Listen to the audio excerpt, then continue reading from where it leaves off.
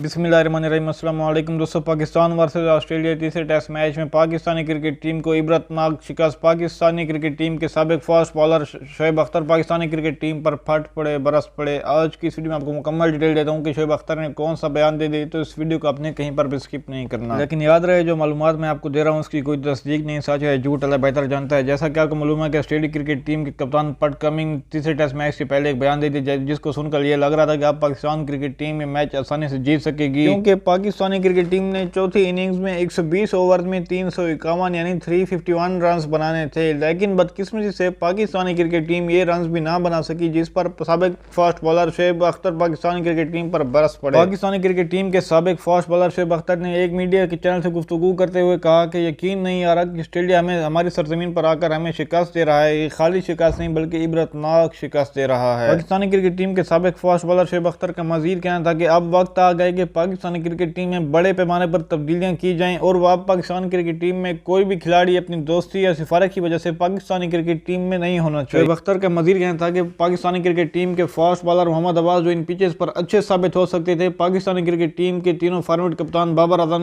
ने शुरू से ही मौका नहीं दिया। दोस्तों, ये थी आज की वीडियो। मिलेंगे नेक्स्ट वीडियो में, तब तक के लिए अल्लाह हाफिज।